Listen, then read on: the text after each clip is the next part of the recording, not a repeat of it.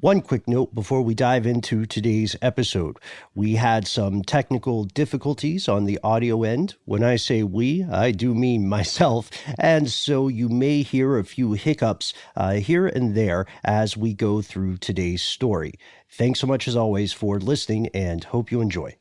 From UFOs to psychic powers and government conspiracies, history is riddled with unexplained events. You can turn back now or learn the stuff they don't want you to know. A production of iHeartRadio.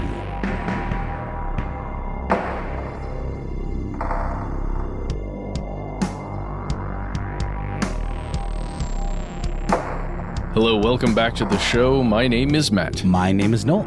They call me Ben. We are joined, as always, with our super producer, Paul Mission Control Decant. Most importantly, you are you. You are here, and that makes this the stuff they don't want you to know. We are recording toward the end of June. Earlier this month, the Conjuring film series released their newest feature in the Conjuring universe called The Conjuring 3, The Devil Made Me Do It. It's following the continuing highly fictionalized and embellished adventures of the controversial paranormal investigators, the late Ed and Lorraine Warren.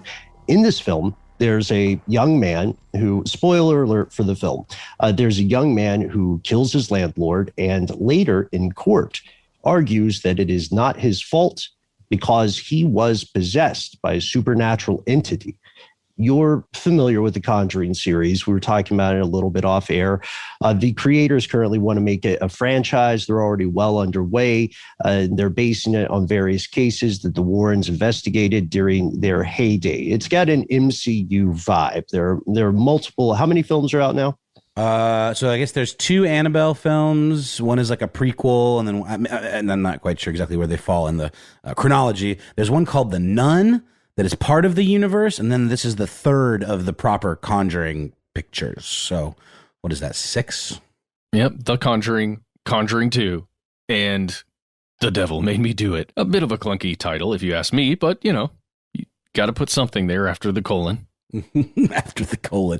I will say, to me, the Conjuring movies are also a study in like Victorian era fashion, because the Lorraine Warren character, that was sort of her thing. That was sort of her style. She wears these very flourishy, ruffled necklines and kind of plunging Victorian bodice type outfits. And I found it very distracting, but it sure enough is how this woman actually dressed. And perhaps one of the few accurate details from the real world that makes it into these films. Correct. I'm saying this, I'm not trying to dunk on it too hard. I'm a huge horror fan.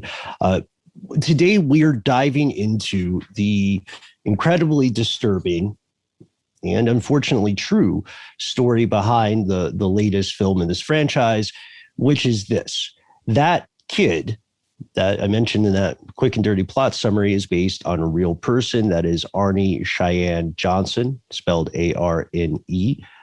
And Arne Cheyenne Johnson is alive today.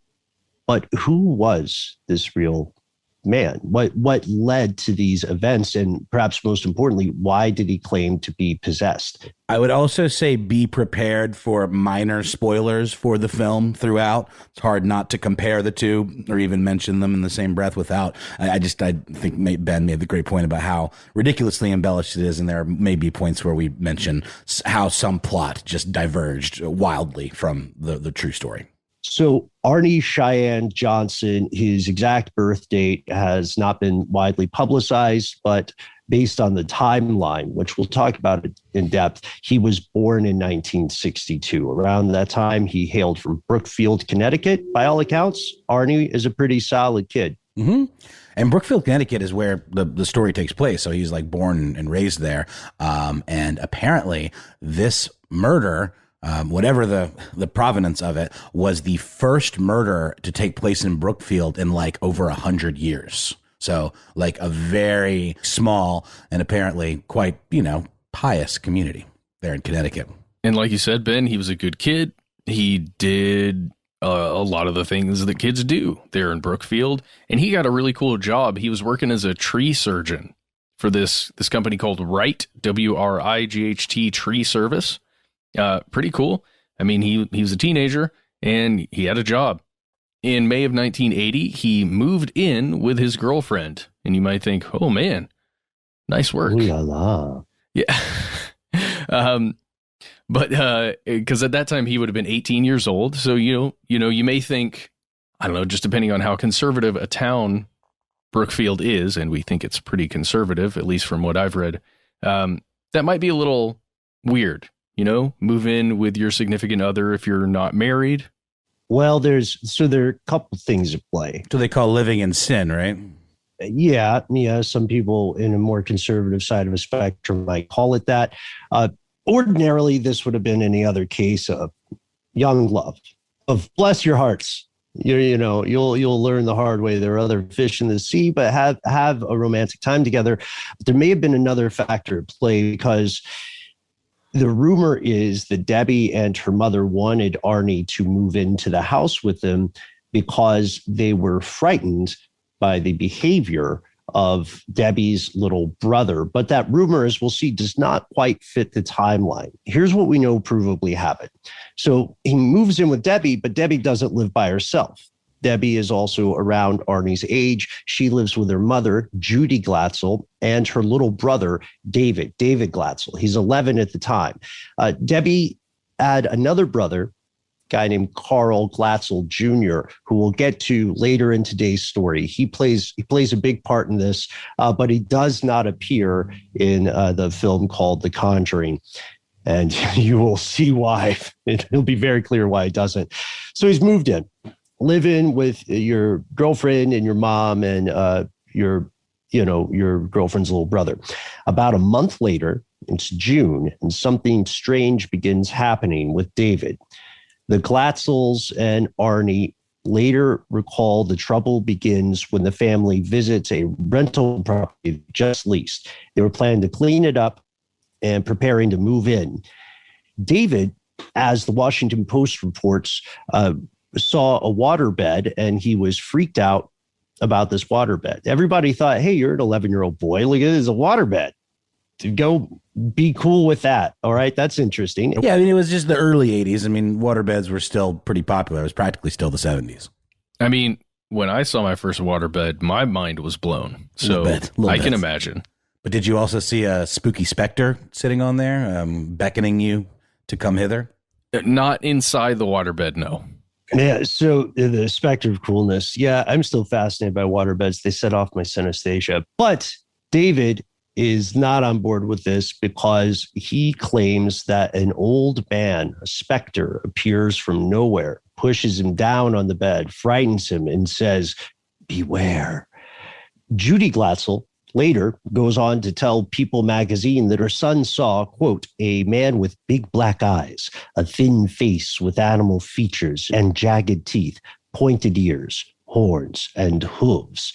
And at first, Arne and his girlfriend are like, all right, you're making this up. You don't want to clean. We get it, dude. We don't like sweeping either. It's for the birds. Sounds like the devil to me, guys. Animal features, pointy teeth, big black eyes, horns, hooves. I mean, come on. Textbook devil. Or a satyr, the modern Christian vision of the devil is based on. Yep, it's very true. I just want to point out here, we're talking about an 11-year-old, maybe 12-year-old at this point. I think he's still 11, who's he seems to have behavioral issues, whatever that means to the family, right? Something that's going on with him they're weirded out about, allegedly. But even perhaps prior to moving, then you have something that occurs in that child's life, like a big move, moving away from the room that you grew up in, the house you grew up in, the friends that lived near you, whatever other things you want to insert there. You can imagine that the family may see this as acting out in some way because of anger or sadness or, depression in a child in a way. But just here in this first moment, when there's the introduction of another being, a man, a creature, something sinister in the house, I'm just saying you can imagine the family's initial reaction. but then it gets weirder. Oh, yeah. I mean, also, let's not forget, like 11 is practically prepubescent. I mean, he's also going through a lot of emotional changes, and to have this happen on the cusp of like a big life change like that, I could see how they would think that. And maybe that he was even making excuses to avoid like doing chores or something like that, right? Right. Yeah. So it is important to say, when children are processing things, they often don't have the frame of reference that human adults may have. So it's quite possible that he sincerely believed this stuff. He wasn't trying to be misleading. He just did not understand how to approach the emotions and or trauma he might be experiencing. But then things escalate, and David says, no, this old man is real. No comment on the cleaning. But he vowed he would harm us if we move into this house. And then he also went on to say this old man, this apparition, could appear as a beast and could speak what he believed to be Latin. And he was threatening to steal the child's soul. Incredibly important to note that no one throughout the entire experience ever claims to see the elderly specter other than David Glatzel.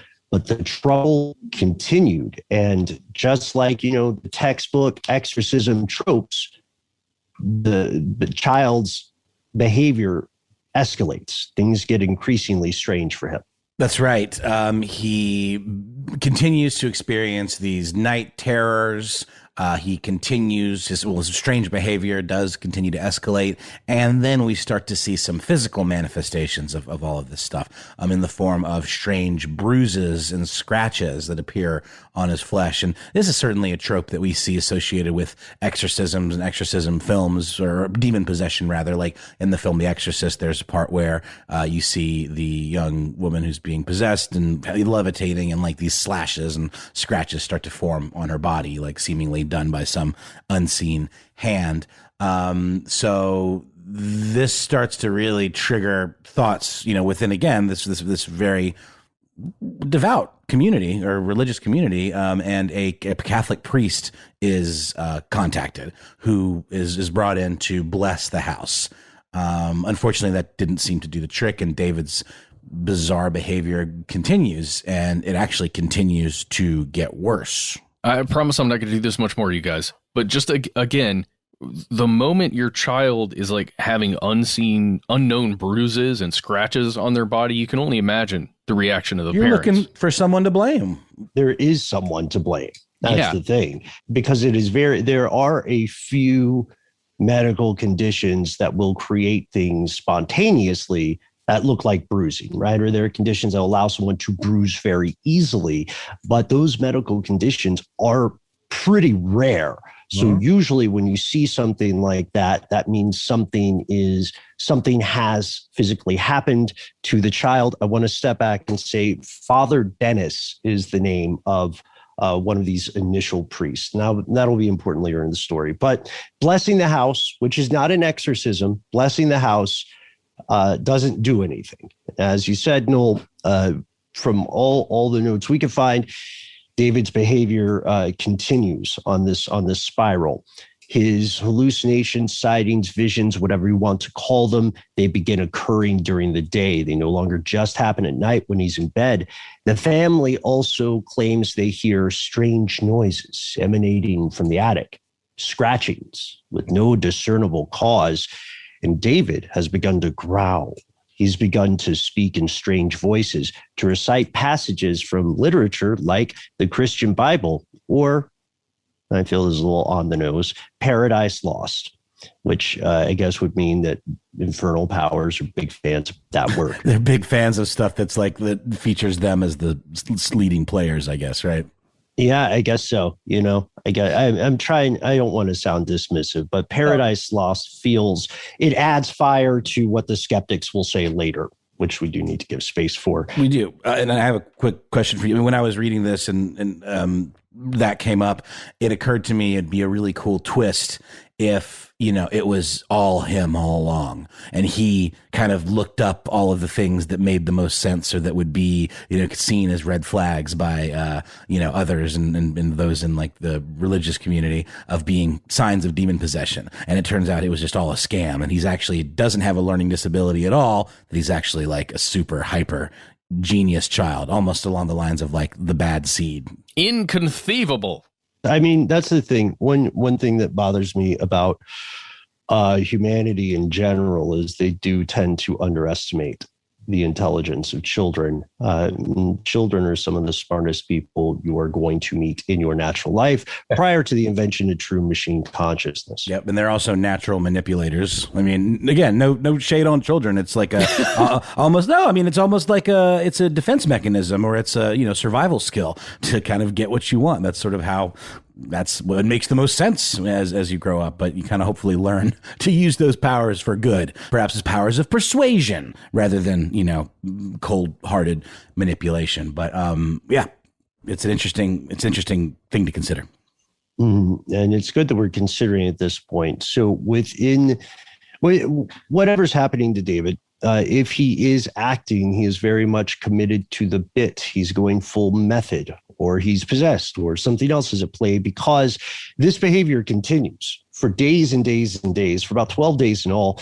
Members of the Glatzel family eventually have to take turns staying up at night with David because he will spasm and convulse from sundown to sunup.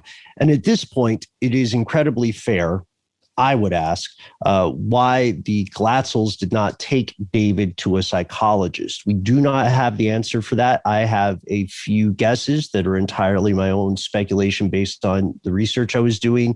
There is the possibility of not being able to afford it. There is also the stigma, stronger in the 1980s, but continuing today, surrounding the possibility of mental illness. And then there's also the question of spiritual values. As we said, these were people who were at least religious enough to eventually contact the Catholic Church.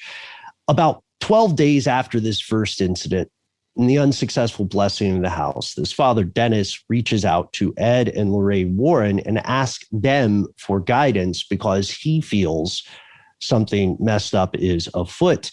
And that's when the Warrens meet with the family, and Debbie, their mother Judy, told the Warrens, look, we have physically watched David being beaten and strangled by some invisible force. And afterwards, we've seen red marks along his neck. Yeah. So they're saying they were there when it happened. So you can imagine that the family, like you said, called a priest first, then they called demonologists, because really it's their worldview. They want to take the advice of, this psychic who is, Mrs. Warren, as well as, essentially a demonologist and paranormal investigator in Ed. And they just listen, right? Any advice is good advice. Any information more than they have is good information. And Lorraine, she pretty quickly, I don't know, gives fuel to the fire in a way, or believes she sees something. So it really depends on how you choose to look at it. She says that she can see a black mist appear next to David, this child, and she interprets it as proof that he is somehow being affected by a spirit or a demon, a malevolent presence entity of some kind. And in the film, let's call it a movie. Let's call it what it is. This takes place when Lorraine brushes the elbow of the possessed David, who is, convulsing, foaming at the mouth. He actually goes after his mother with a kitchen knife at one point, or stabs his father in the knee, I think, actually. And she gets a view instantly of some sort of satanic ritual with like a pentagram and like black candles and like some sort of black mass. That's probably as spoilery as I'm going to get about the film, because I believe that is an element of this story that does not exist at all. Like some sort of, witchcraft, like malevolently targeting this family. Yeah, there is no quote unquote order of the ram. This interpretation, another detail that the film has embellished is that the allegation of the knife on David's part was him running at his grandmother with a knife. So the Warrens say there's a problem. You know what I mean? They're here, in their opinion, or as they present themselves, to help this unfortunate family. And they decide to perform what they call a series of lesser or minor exorcisms. This is not the trope that you encounter in novels like The Exorcist or film adaptations of novels like The Exorcist. This is a series of prayers. Most importantly, these prayers do not need the explicit authorization of the Catholic Church to occur. A proper, full on, all the bells and whistles Catholic or exorcism must be approved explicitly by the Catholic Church. So instead, they have these priests. The Warrens claim they interacted with a series of 6 priests in all, who are trying to address this problem. And Arne, our tragic protagonist here, is present for each of these minor exorcisms. And according to the Warrens, during each one, he started taunting the demon that they believed it was inhabiting the child. Side note, ultimately, they would come to believe, because Judy was a true believer herself, she had heard of the Warrens beforehand, they ultimately came to believe the child was inhabited by multiple spirits on the order of like 42 or 43 non-human entities. That's Judy, the mom, by the way. Yes, Judy Gretzel, the mom, and Debbie is the daughter. So the interesting thing here is that Arne was telling the demon, this is another trope from horror films, telling the demon or demons, spirits, leave David, come inhabit my body instead. And Ed Warren would later say, we told him not to do that. You should never, ever do something like that if you're familiar with this at all. Unfortunately, Ghost Adventures was not a thing yet, so he wasn't able to see that example of taunting ghosts. Right. Come at me, bro. Come at me, bro. Do something. Oh, boy. Anyway, ghost hunters. So according to Lorraine, David exhibited all the behaviors typical of demonic possession during these rites. He levitated, they said. He spoke of the crime Arne would go on to commit, although importantly, he did not implicate Arne in the crime at this time. It got spooky enough for the Warrens that they contacted the Brookfield police. This is the first time they contact the police, and they say the situation may be becoming dangerous. But I hadn't noticed that detail about him sort of predicting the crime. Do you know what terms exactly he spoke of it in? Sure. That comes to us from Lorraine Warren. She would later state in interviews, quote, David made numerous references to murders and stabbing. We were sitting on a powder keg. So in her mind, that turns out to be prescient or precognitive, because to her and to many true believers, that would mean that there is an infernal power speaking riddles about this other plan it has. Or it's just a very stabby demon. It's a super stabby. Clearly, the demon, in David is stabby because he definitely grabs the knife, whomever he's targeting. That is something that was reported, and I believe there's audio recordings of that. So there we have this situation. Luckily, at this point, the police do not have to intervene after this series of 3 or 4 minor exorcisms, as they're called. David appears to be on the mend. But one hugely important note before we move on here. As I said earlier, no priest performed a formal exorcism on David at any time. That's because the Bishop of Bridgeport refused to authorize a rite of exorcism. Father Nicholas Greco, who was the director of communications for the diocese at the time, said they couldn't do it because the family would not, get this, I can't overemphasize how important this is, underline it, highlight it in your mind, the family would not consent to the psychological test the church then and today considers a prerequisite for any authorized exorcism. And we have a quote from Greco about this that makes a lot of sense to me. It says, in cases of this nature, you don't presume anything. Through prayers and through observation, you make a decision. Lots of things we can't explain through psychology, and yet we can't explain everything rationally. What we're looking for is a balance. These things do exist. These things do happen, but not that often. Exactly. And this is a careful line that the modern Catholic Church has threaded for some time, especially as, if you've listened to our Exorcisms 101 episode, you'll know this already, especially as requests for exorcisms and reports of possession have skyrocketed in the US and abroad. There's been a steady rise, and it continues today.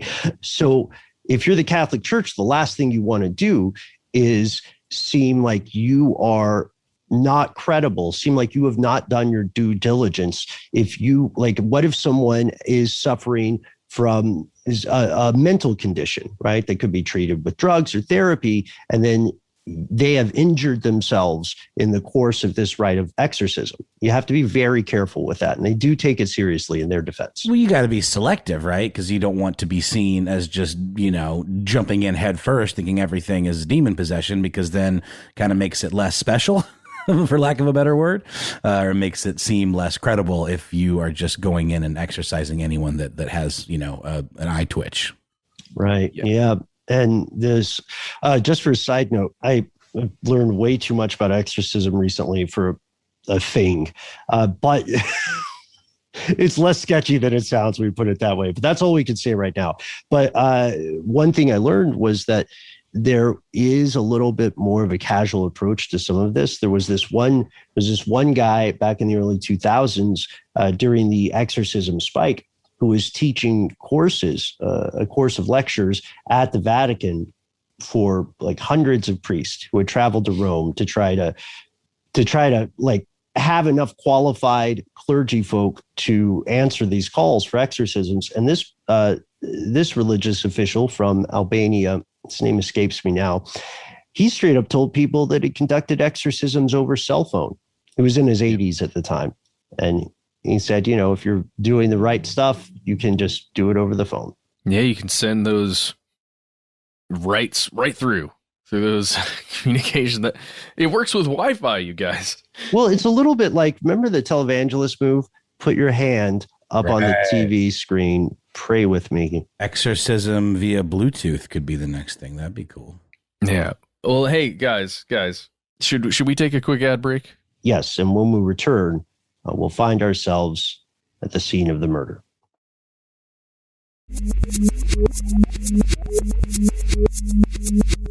We're back. So, crisis averted. We're still just in the here are the facts phase. Debbie gets a job. She's grooming dogs at a kennel called the Brookfield Pet Motel. The owner is a really interesting guy. He's about 40 years old. His name is Alan Bono, or Bono, if we want to do U2 jokes. And he has recently arrived in the area. He's been there for about 6 months. He's traveled widely. He spent almost 20 years running a plantation in Australia. The guy's got stories, and he's one of those people who loves to talk about himself and tell stories. About himself. He also loves to drink. So he seems like a nice enough guy. He had an apartment next door, and he rented that to Debbie and Arne when he hired Debbie. So he effectively, in a very short span of time, becomes both Debbie's boss and the young couple's landlord. And he seems to like the kids, the teenagers who are around, they're getting to be 19 at this time. But Debbie has concerns about her beau, because in the days following this series of minor exorcisms and David's struggle, she says that Arne, or she called him Cheyenne, would go into a trance, and he would growl. He would say he saw the beast. And then later he would have no memory of it. She would add, it was just like David. Oh, man. Yeah. And we remember from earlier in the episode, he did do a bit of a come at me, bro, to the demon. And I think he said something like, come into me, leave my little buddy alone, I think is what he says, of her brother, because they were close. And in the movie, you might as well see that black cloud come out of David's mouth and into Arnie's. But here it's a little more subtle. But by this point, it does appear that he is behaving at least a little bit strangely. So yes, there's definitely weird stuff going on in that kennel / apartment setup. And at one point, this guy, Alan, takes Debbie and Arnie and Arnie's two little sisters and one of his cousins, so a whole bunch of people, out for lunch at this place called the Mug and Munch. No and. That's apostrophe N, apostrophe M. Mug and Munch. So while they're at the Mug and Munch, Alan is paying, and he's also buying drinks. He offers Arnie and Debbie drinks, and they're like, we'll have a little wine. We'll be polite. We're hanging out with our landlord and my boss. But then this guy is going pretty hard on the vino, and they get back to the house. As we can, so far as we can tell, Alan continues drinking, and eventually, they have like a kind of uneventful afternoon. Arnie fixes his landlord's radio, and the guy starts playing music really loud and just partying. The fast forward through the afternoon, Debbie takes the two little sisters and the little cousin, a 9-year-old named Mary. She takes the girls out for pizza, but as they're getting pizza, she gets a bad vibe. That's my words there, but that's what she described. She has an ill feeling. Something's on the wind. And, maybe it was their landlord becoming, increasingly inebriated as the day went on. Maybe it was that Arnie had been so weird recently, but there was something in the air. And so she returns and she finds the landlord incredibly drunk and incredibly irritable. I didn't put these details in the research, but he's moved upstairs and he's like walking around, just like smacking his fist in his palm, just like getting hyped up for something. The music's so loud. People like, this is one of those things where like, if you're a kid and you've ever seen an adult who looks like they're on the edge of losing control, it is a tremendously frightening thing. And so it makes sense that Debbie and Arnie want to get those kids out of there. Yeah, and in the movie, I don't think the kids are involved at all. It's just Debbie and Arnie and the landlord, who is just slamming like PBRs. And it's pretty comical in the movie because he's like spraying them everywhere. He's like shaking them up and like squirting beer all over the place. It's like total waste of alcohol. But I remember my kid who I watched it with thought that was really funny. And it's done pretty well. The guy does seem unhinged, and the music, it's like some classic rock song. It's like Foghat or something that they're playing in the movie. But in the film, he grabs Debbie and starts like forcibly dancing with her, and that's when Arnie has kind of a vision that it's Bono who is the demon coming at him. Yeah, and again, I would call that some Hollywoodization, which is a very awkward word. I'll make a better one later, but you know what I mean. They're styling on it for spectacle in the classic sense. You're right, though. They were hanging out. The kids are getting scared. And when Debbie and Arnie are trying to leave, Bono grabs the cousin, the 9-year-old Mary, and he refuses to let her go. And Debbie is like by the car. Arnie's confronting this guy. The tension in the air is palpable. Arnie's sister, Wanda, one of the kids there, would later recall, all of a sudden, it just broke. I can't explain it. It just broke. That's all. She remembers hearing her brother again growl like an animal. She sees something shiny flash through the air. This will later turn out to be the 5-inch folding knife that Arnie carries with him commonly. Arnie stabs Bono repeatedly and then wanders away from this scene. Bono's gravely injured. He dies a little bit later. He's been stabbed over 20 times, the court case will find. And Arnie isn't really trying to run away. It's like he just kind of wanders off, and he is apprehended by law enforcement about 2 miles or 3.2 clicks away from the site of the attack. And folks, fellow conspiracy realists, remember, this is just our recount of the facts. In a way, Bono's death is the beginning of this story, because you see, Arnie went to trial. Here's where it gets crazy. It does go to trial. While the title of the Conjuring film might feel like purposely schlocky, the truth is this. they lifted that phrase, "the devil made me do it," from the media at the time. The media eventually was calling this the devil made me do it case. It's just one of the many details the filmmakers took from the true story to the big screen. Yeah, I mean, it's also a common phrase, right? Sort of like throughout kind of pop culture that would have been available at the time, just the idea of, "Ooh, I've been a bad boy. The devil made me do it," you know, like, or the idea of any sort of bad behavior being related to the devil. But the press took this and ran with it because this was the first time in any court case ever in the history of the United States that this type of defense was ever used. So on February 17th, the day after the murder, Lorraine Warren contacted Brookfield Police Department again and claimed that Arne Johnson was possessed when he committed the crime. That's what set off the initial media frenzy. And whatever their actual motivations might have been, Lorraine and her husband, this was all caused by them.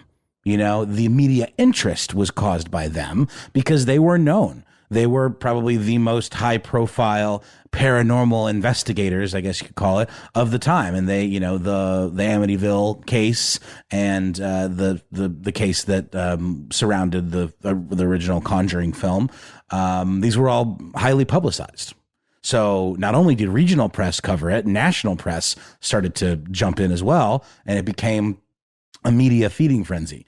And let's not forget that this was around the time of all of this satanic panic stuff, where parents were looking for the devil in backwards masking and rock records, in, you know, television and movies, let alone a case where this could be the confirmation of their worst fears, that the devil is in fact causing young people to commit heinous acts of murder.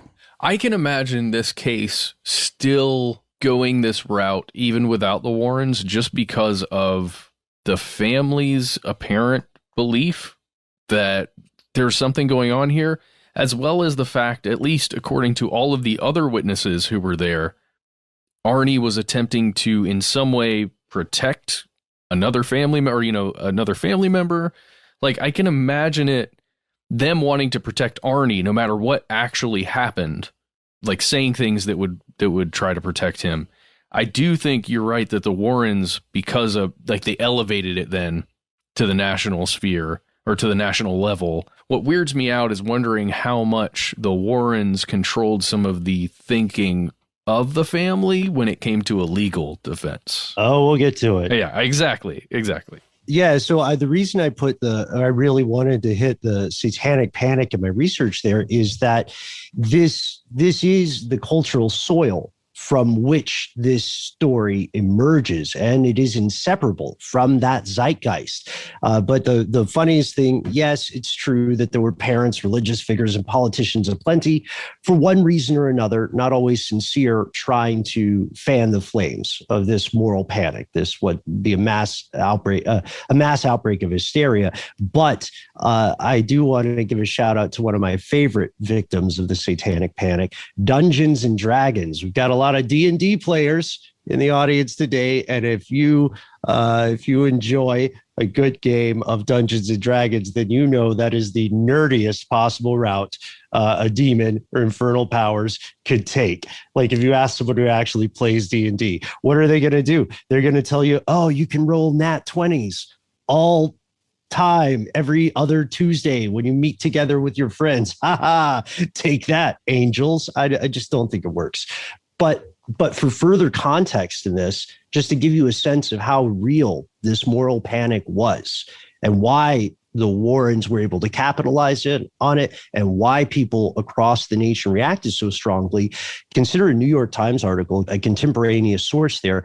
They noted a Gallup poll that occurred about 15 months before this case hit the news. And that Gallup poll showed that 34% of adults in the U.S. believe, quote, the devil is a personal being who directs evil forces and influences people to do wrong. So I would argue, in a very literal way, more than 1/3 of the American public would have, if they had been in a jury, they would have agreed a demon could possess somebody. That sounds like a crazy fact to have, in the mix in 1981, right? And a lot of people listening to the show today were alive in 1981. If you were in the US at that time, third of the people you kicked it with totally thought a demon could possess you. Sure. Dude. And that was literally the next month. I think the murder takes place February 16th. And then this is March when that New York Times article comes out. So yeah, I couldn't agree more, Ben. We know that, again, belief like this hasn't really gone down too much. Even you can say that many societies are becoming increasingly secular, but the people's personal beliefs, I don't know. It seems like there are people who believe in evil without necessarily believing in a divine good, which is always an interesting, I don't know what the word is. Sort of contradiction almost. I mean, it's like you usually typically those exist as a dichotomy, like you can't have one without the other. Yeah, what I was going to say was either dichotomy, paradox, there's some there. Yeah, they're usually a combo meal. You know what I mean? Mm-hmm. It's evil without good is like the burger without the fries, or the fries without the burger. I'm not opposed to either. Yeah, I'm down with some pommes frites. Mm-hmm. Yes, agreed. This is where our legal beagle enters the case. Martin Minnella, Arne Cheyenne Johnson's lawyer. This is safe to assume this is the biggest case Minnella has ever run across, because what's really going on trial here, in a way, is the concept of demons and demonic influence. That is what is going on trial potentially. This guy's getting calls from across the planet, and not just journalists, other lawyers are calling him, religious figures are calling him. They all want to know about what's being called the devil made me do it case, or in a burst of class from the media, the demon murder trial. That's pretty sexy sounding, though. I'm not going to lie. And we had said earlier in the episode that this would have been the first time a defense of satanic possession would have ever been used, but that was in the States. And in terms of something that had gone to trial, he actually went to England to meet with several lawyers who had been part of two cases that did attempt to use a similar defense. And there's this whole thing where he was going to force the priests who had originally treated, I don't know why I would have said that, who worked with David and the family on David's condition prior to it transferring in some way to Arne. But he was basically like, you're gonna come here, you're gonna testify about what you did, or I'm gonna make you do it. I'm gonna subpoena you. Yeah. Right. Let's see. Do you have a right to get out of a subpoena, Father? That's kind of the vibe I'm getting from that. And hopefully it was much nicer. That's a real question, though. I mean, I know that priests can't be compelled to testify based on something that they've been told in confidence in a confession situation, right? Yeah, the only thing that can compel them is the power of Christ. Right. Yeah, exactly. I saw you smile there. But would this have been a thing? Could they? I mean, because I know that there's the Vatican, for example, is very tight-lipped about these kinds of things, these exorcisms. They try to keep these details and these facts under wraps. I would imagine that it would be difficult to force a priest who participated in an exorcism to testify. If it's not under confession, then you do have the ability to subpoena people. I believe we are not a legal expertise show, nor are we a film review show. But the whole thing that he's doing here, Minnella is trying to set precedent. He's trying to build precedent. So when what he wants to do when he goes to England is he wants to be able to come back and say, in 1974.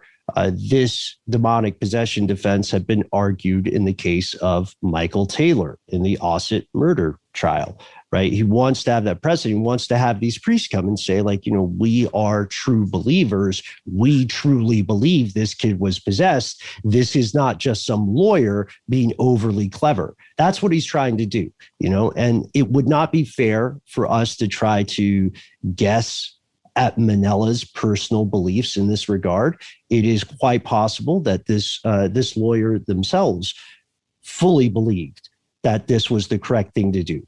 So the national eye is upon this trial. It begins October 28th, 1981 at Connecticut Superior Court in Danbury, Connecticut. Minnella does it. He does the move. He does the thing. The news is going nuts. He attempts to submit a not guilty plea. Even though, like, they know where the knife is, habeas corpus, they have the body of the victim.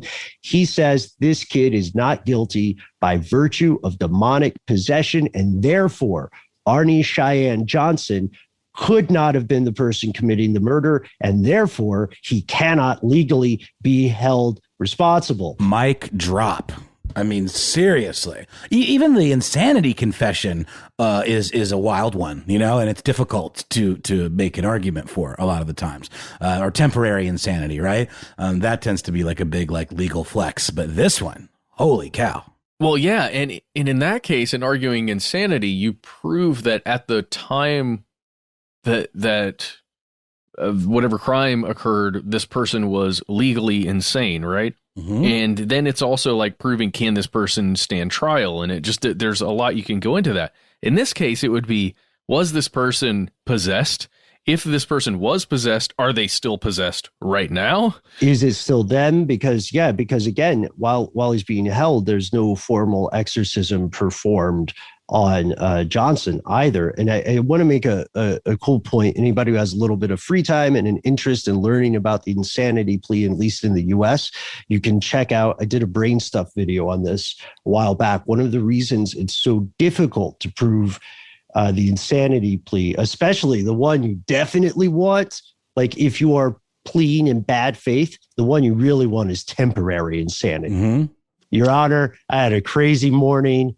I either wasn't me or I was, the real thing is, I think the real definition is legally incapable of distinguishing right from wrong. Right. So that's what it means when you find someone insane. It's a very, very difficult plea. So just to finish my thought here, what this guy is doing is the definition of like legal parkour. He's beyond doubling down.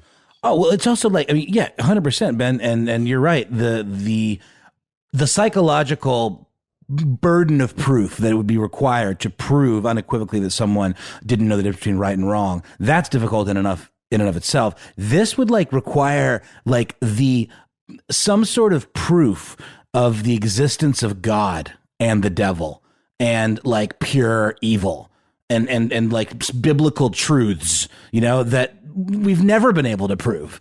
It just seems like a losing battle to me. Like why would you do this other than for the publicity or to make a big name for yourself as a lawyer? It seems like impossible to prove this. It would be a pretty cool thing to get started, right? Like Clarence Darrow level. Yes, sir. Yeah, I would. You could see it. Even if you're not as the attorney there, like going for fame and all this stuff, like you could actually get something interesting happening.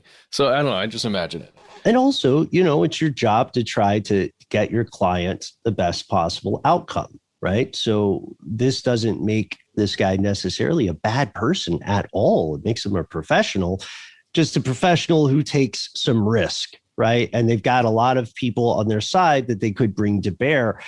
But yeah, you're right. It's putting the concept of God and it's putting the concept of demons and therefore the concept of Christian theology on the stand and saying, does this hold the same legal water as secular evidence?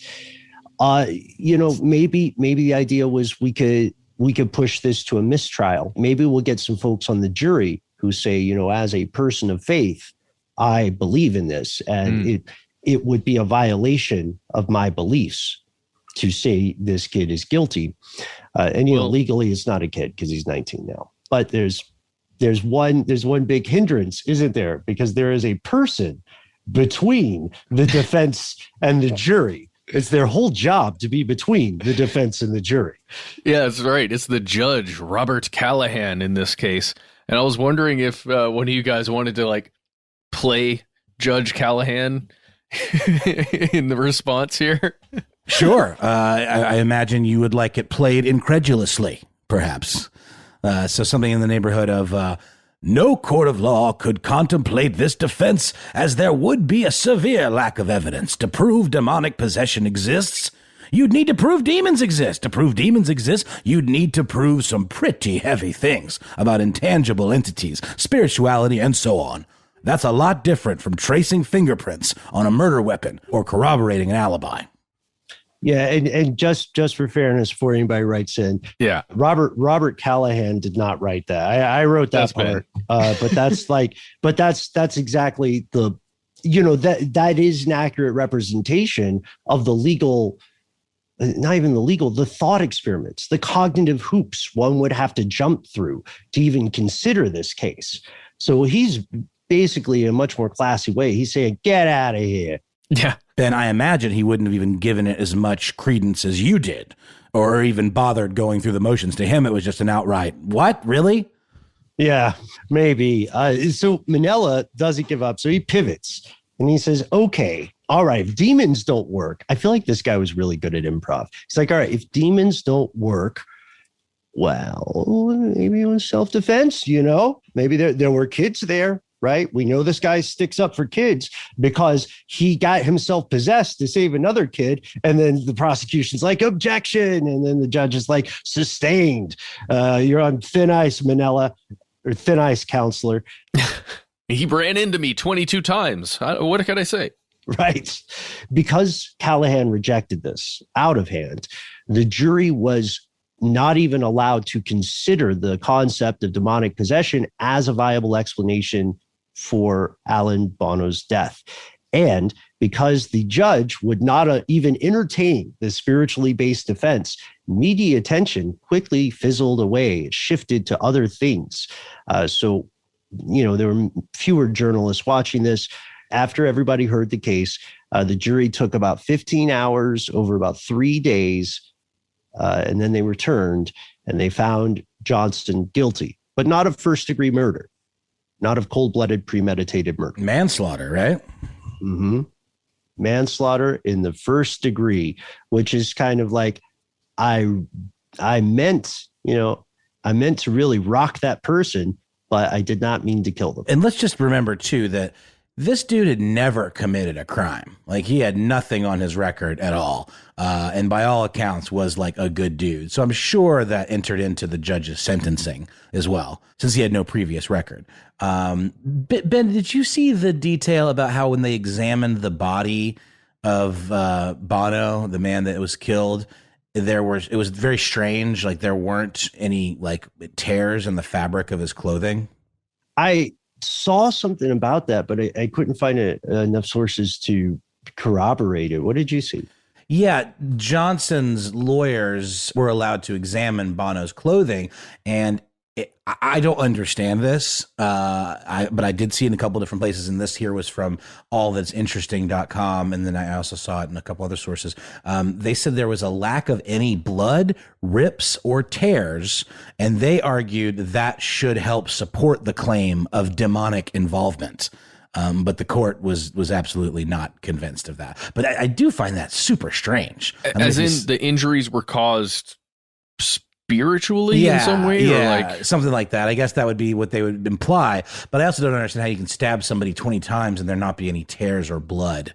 If that's true, that is truly unusual. Wouldn't you say? And one of the primary witnesses saw a shiny thing. Right. And if they're exhumed, if someone's exhumed, then that means that they've likely... Oh, I don't think it was exhumed. I think it was like, I misspoke. They just were allowed to examine the body. Mm-hmm. Okay, so the body hasn't gone through embalmment or anything like that. To my understanding, yes. All right, that's good. It feels like a reach, but that's a really interesting take. I'm wondering if they're just kind of attempting to grab as much evidence as they can to support their case, which again is what you should do in that situation. Unfortunately, yeah, despite these arguments and despite the a wide amount of public support here, Johnson is convicted of first-degree manslaughter November 24th, 1981. He is sentenced to 10 to 20 years in prison. He only serves 5. He's let off for good behavior in January of 1986. He successfully doesn't have any red flags on psychological evaluations. Authorities even note he's an exemplary inmate during this time. He gets his GED in prison. He earns some other vocational certificates. He takes college classes. He gets married. Guess who he marries? Debbie Glatzel. They get married while he's locked up. they were still married. Isn't that crazy? It's so crazy. He seemed like a good boy, like a really good young man. But she watched him manslaughter somebody. But she believed that he was, she believed. And just to wrap up the film part of this, in the film, there's this massive set piece exorcism that takes place in the infirmary at the prison. It blows out all the windows, like dude's levitating, his bones are breaking in that way that they do, during, modern kind of demon possession movies. I guess it's all goes back to The Exorcist. But that clearly never happened. I don't know that there's any evidence, Ben, of an exorcism being conducted on Arne while in prison, right? That was clearly entirely made up, not to mention the absolute grandiose nature of it, as depicted in the movie, and the whole satanic cult, gunning for his family thing. Yeah, no order of the ram. He was a model prisoner. He kept his nose clean. When he was released, he was required to stay under state supervision until 1991. So for 20 years, he's been totally free as a bird, without that kind of oversight, had no reports of further crimes on his side. Since the events of the stabbing, he has exhibited no further signs of what the Warrens would call demonic possession. You can also find Lorraine Warren and Ed, I think, going on record when he's released, saying that he's found a good job in town, he's going back home, and he's in a much better spot. So they did, to their credit, still stand by him. You know what I mean? Afterwards, then made-for-TV movies come out. Then there's a book that comes out, and it becomes this entertainment blitz. But demons and horror films and entertainment aside, it is crucial to remember these are real people. Their lives have been irrevocably affected by these events. In one case, fatally. And the aftermath of murder and scandal continues long, long after the ephemera of media headlines disappears.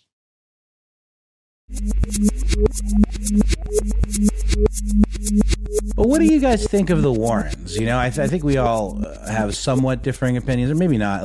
I watched some footage of them, and all of the Conjuring movies end with, archival images and footage of them and little interview snippets. But I watched an interview in particular with them around this case, and I just got the sense that they had the same kind of media training as, say, Jim Baker and his wife Tammy Faye had, but maybe not as glammed up or whatever, or as theatrical, but they knew kind of to say the name, repeat back the name of the interviewer, and it just there was a certain slickness to their delivery, and I don't know. I found it a little bit troubling, and even some contemporaries of theirs at the time, like the magician, the Great Kreskin, for example, referred to them as a road show, and that this case was absolutely them trying to cash in on a tragedy, and that all that was really at play here was not demon possession, but was psychology. Well, it's tough to say. In this case, there is money to be made. Right? Not only did they elevate themselves by being a part of this, media blitz, the book that Ben just mentioned that comes out, the TV movies and all these things, they are made in part with the Warrens, by the Warrens. The book, isn't there a lawsuit that comes about because of a book written about this? Yes, Matt, I'm so glad you brought this up. We're bringing it back around. The Chekhov's gun has paid off here. Remember Carl Glatzel Jr., the brother we briefly mentioned earlier? He and David Glatzel, yes, that David Glatzel, came back in the public eye to sue an author named Gerald Brittle and Lorraine Warren after they published a book about the scandal in 1983 and republished it in 2006. This book is called The Devil in Connecticut. In the wake of this lawsuit, by the way, the book was taken out of print, but you can still find it at a good used bookstore. Carl blames the Warrens for ruining his life and ruining his family's life, ruining his brother's life. His association with the case, he argued, just kind of forced him out of public life, forced him out of town. He says the book alleges that he committed criminal abusive acts. It painted him as the villain entirely due to his refusal to recognize David's actions as evidence of demonic possession. He further argues that the Warrens purposely made up this possession story, that it was a hoax, that it was meant to exploit his brother's mental illness, and that the Warrens told him this story would make the family millionaires while also helping Arne get out of jail. So he's saying it was all it was all a con on their part.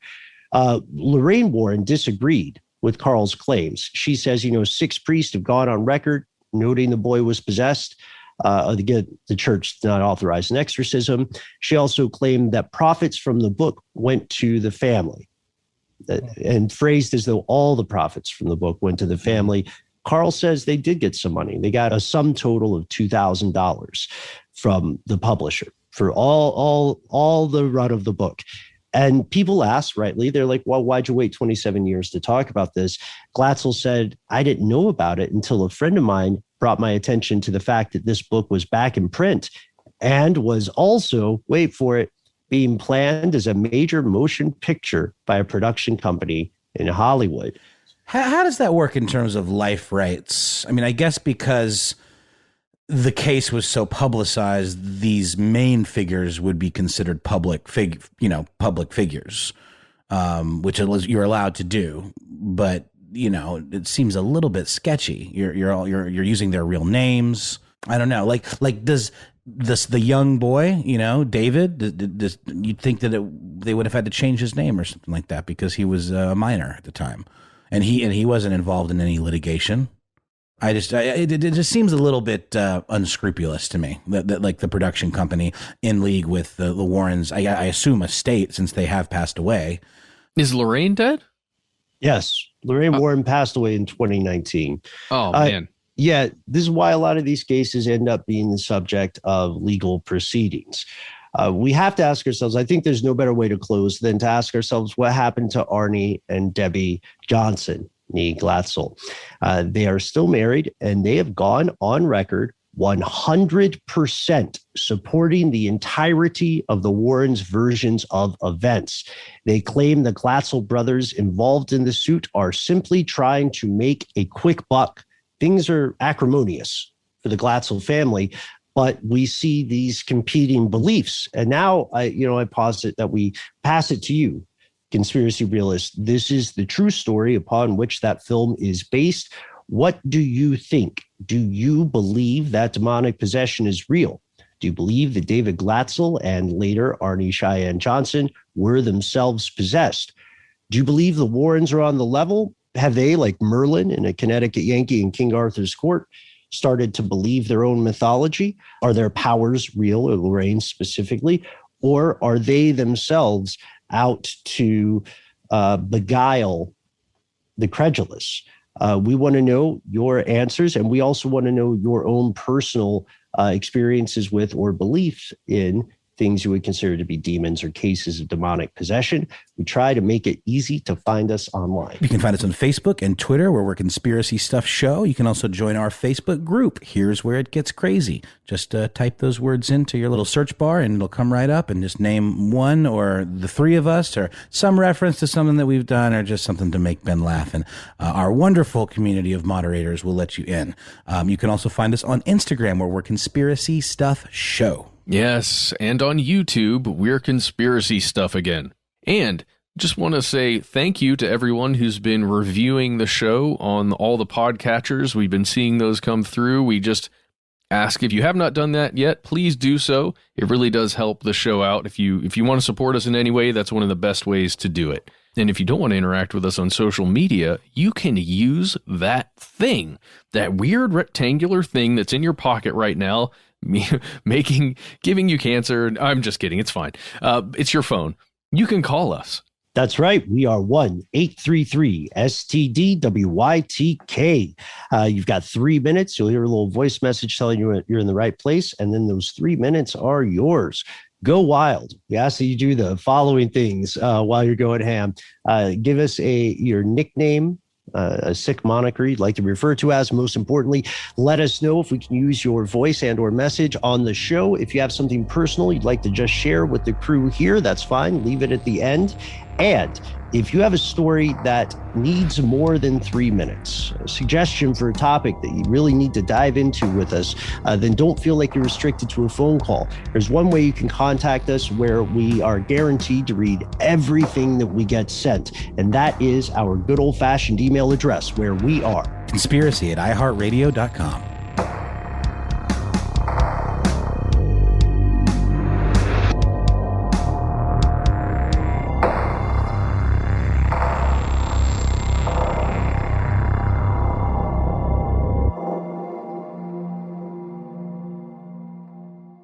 Stuff They Don't Want You to Know is a production of iHeartRadio. For more podcasts from iHeartRadio, visit the iHeartRadio app, Apple Podcasts, or wherever you listen to your favorite shows.